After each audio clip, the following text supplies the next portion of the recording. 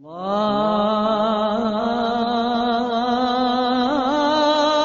أكبر. نحمده ونصلي على رسوله الكريم أما بعد أعوذ بالله من الشيطان الرجيم بسم الله الرحمن الرحيم. Continuing with our short series of talks after Salatul Taraweeh. Alhamdulillah, a few days back I talked about the importance of knowledge, and I mentioned that if somebody wants to leave a lasting legacy in this world, if he wants to leave a sadaqah jariyah in this world, then one of the ways of going about it is that he acquires ilm and knowledge, and then he passes it on to others.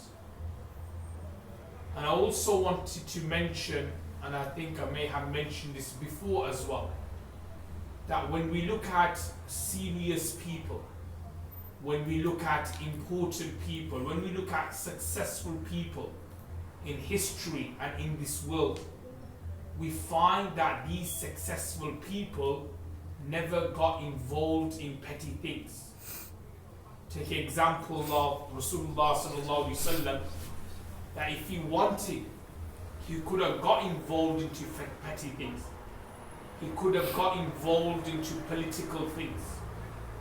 But at the time of the conquest of Mecca, when Rasulullah sallallahu alaihi wasallam conquered Mecca Mukarramah, if Rasulullah sallallahu alaihi wasallam wanted, he could have taken revenge from every single leader of the mushrikeen if he wanted to, but because to Rasulullah sallallahu alaihi wasallam to take revenge on a particular individual who may have hurt him was considered to be petty, looking at it from a bigger picture. Because the bigger picture is that Rasulullah sallallahu alaihi wasallam wanted them to convert to Islam. So these petty things, minor things, Rasulullah sallallahu alaihi wasallam ignored, and he obviously offered Islam to them. And these leaders of the Quraysh, these leaders of the mushrikeen once upon a time, who had hatred for Islam, they now converted to Islam. A very great example is mentioned in a hadith of Sahih al-Bukhari and Sahih Muslim, is regarding Hind, who was the wife of Abu Sufyan. Now Hind actually used to say to Prophet ﷺ that once upon a time your household was the most hated household to me on the face of the earth.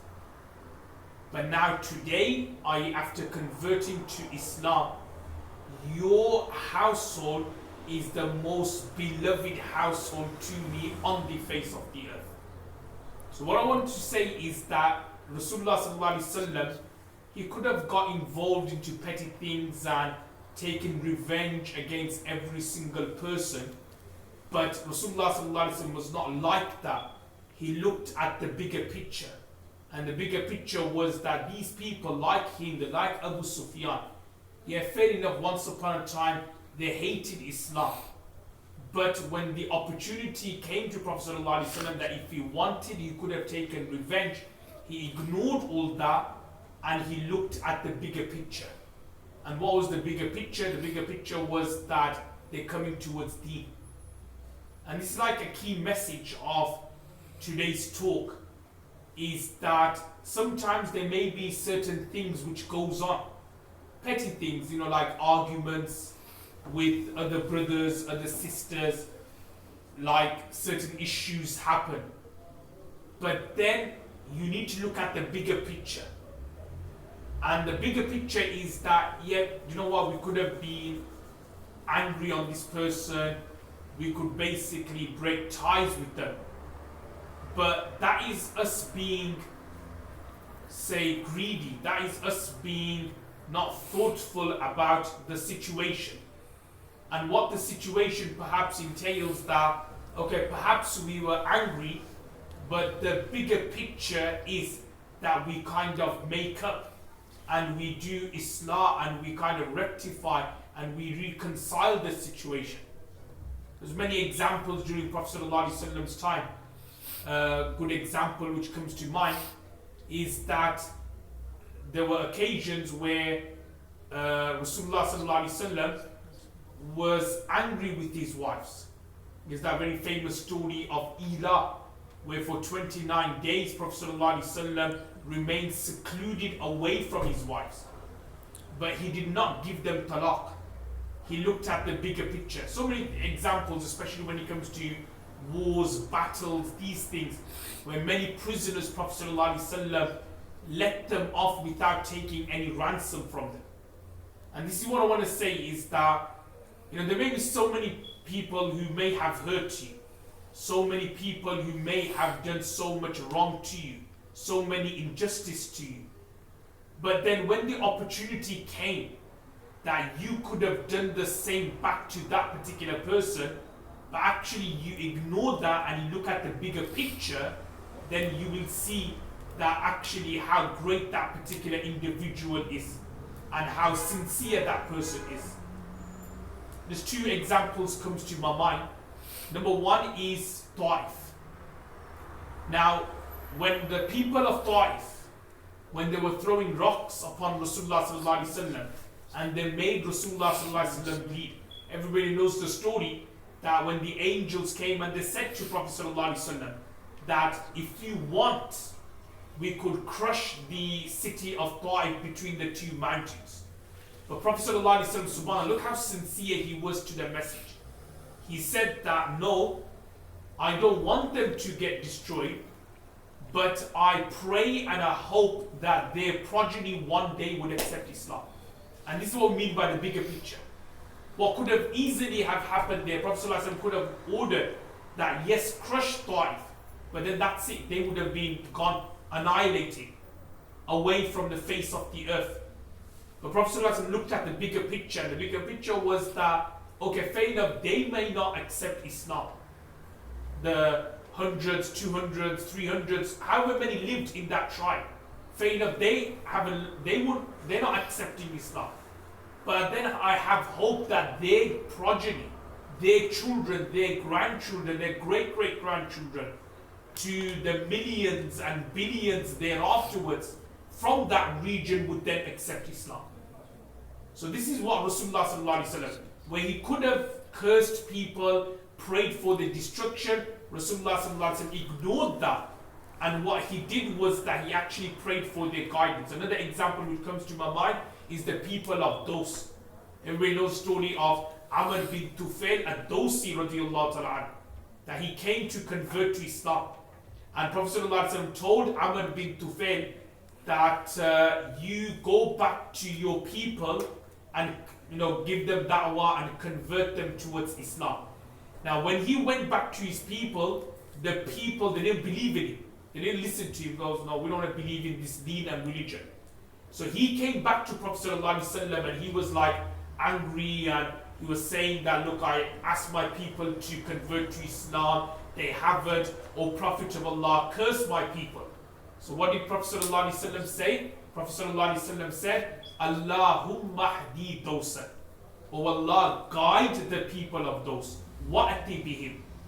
And then what happened? Because of that dua, the people of Dos, they converted to Islam. And there's so many examples like that. Even the people of Hawazin, when they were during the Battle of Hunayn, when they were locked in the fort and the Sahabas were trying to break down the fort, but the people of Hawazin, they were expert archers. So they were able to defend themselves by throwing the spears and the arrows at the Sahabas. So again, the Sahabas, they asked Prophet ﷺ, O Prophet of Allah, curse them, pray to Allah for their destruction. Again, Prophet ﷺ said no, but rather he prayed for their guidance. And there's so many examples I could think of. Many, many wars, many, many battles where companions would come and they would say to Prophet ﷺ, do badwa, curse such and such a person. So there were occasions where Prophet ﷺ did, but there were many occasions where Prophet ﷺ didn't ask for their curse, but rather he actually asked for their guidance.